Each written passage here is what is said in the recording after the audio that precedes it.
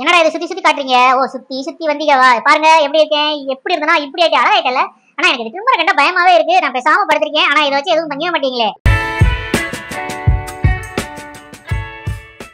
வணக்கம் நண்பர்களே, இவங்க பேர் தான் ஜூனோ. இவங்க வந்து ஒரு ஷிட்ஸு. ஆக்சுவலா பாத்தீங்கன்னா உங்க பெட் பேரண்ட்ஸ் வந்து ஃபர்ஸ்ட் டைமா இந்த மாதிரி டாகை வளர்க்கறதுனால எப்படி கோமிங் பண்ணணும் என்ன பண்ணணும்னு தெரியல. நல்ல வேலையா நம்ம இடத்துக்கு கூட்டிட்டு வந்திருந்தாங்க.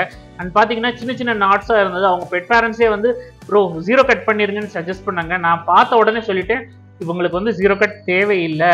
ஏன்னா அந்த மாதிரி அளவுக்கு வந்து நாட்ஸ் இல்லை. அந்த நாட்ஸ் எல்லாத்தையும் நம்மளால ஈஸியாக ரிமூவ் பண்ண முடியும்.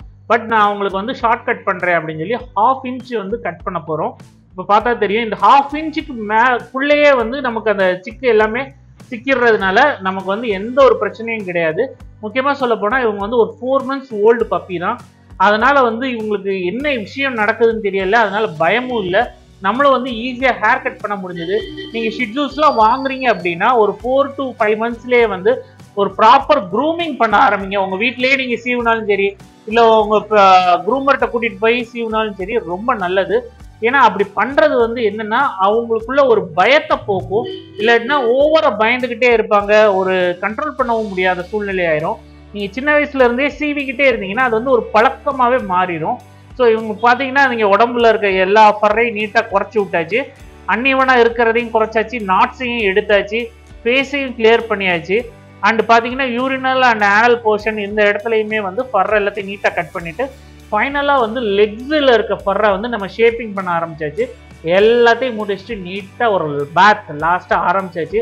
இவரை பார்த்தீங்கன்னா தண்ணியை கண்டா பயப்படுறது இல்லை. இதுவும் ஒன்றும் பிரச்சனை இல்லை. ஏன்னா குட்டி தானேங்க. அவங்க வந்து அந்த இது ரியாக்ட் பண்ணுறதுக்கு வந்து இன்னும் கொஞ்சம் டைம் எடுக்கும். ஏன்னா அவங்களுக்கு இப்போ டாமினேஷனுங்கிறது வந்து அதிகமாக கிடையாது. ஸோ இந்த மாதிரி டயத்துலேயே வந்து நம்ம எல்லாத்தையும் பழக்கிட்டோன்னு வச்சுக்கோங்களேன், அவங்க வந்து எதுக்குமே பயப்பட மாட்டாங்க.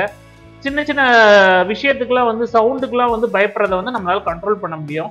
இப்போ பார்த்தா தெரியும் அவங்க வந்து நல்லா குளிச்சாச்சு, நல்லா துவட்ட ஆரம்பிச்சாச்சு, எதுவுமே பண்ணல. அதுக்கப்புறம் ஒரு ப்ளோட்ரையர் பாருங்களேன் எவ்வளோ தைரியமாக பேசாமல் நிற்கிறாருன்னு.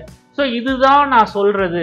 நம்ம வந்து ஒரு விஷயத்த பயமுறுத்திக்கிட்டே இருக்கக்கூடாது. நம்ம விஷயத்த எல்லாத்தையும் பழக்க ஆரம்பிச்சிட்டோம் அப்படின்னா அவங்க எல்லாத்தையும் வந்து ஏற்றுக்குவாங்க. இங்கே பார்த்தா தெரியும் எவ்வளோ அழகாக அவங்கள ரெடி பண்ணி வச்சுட்டு. ஸோ இது ஒரு 360 வீடியோ அவங்கள சுற்றி காட்டுறேன். ஃபர்ஸ்ட் இருந்ததுக்கு இப்போ இருந்ததுக்கு ரொம்ப வித்தியாசம் இருக்கு பாத்தீங்களா. ஸோ அந்த அளவுக்கு வந்து நம்ம ஃபர்ரை வந்து நீட்டாக கொண்டு வந்தாச்சு. இந்த வீடியோ உங்களுக்கு பிடிச்சிருந்தா லைக், ஷேர், சப்ஸ்கிரைப். நம்ம அடுத்த பார்ப்போம். பாய்.